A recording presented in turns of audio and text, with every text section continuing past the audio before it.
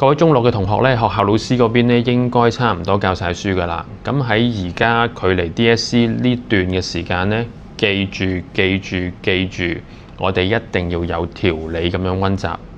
我哋要先了解晒咧成個 DSE 數學嘅考題裏邊咧，究竟會出啲乜嘢課題，要考啲乜嘢嘅。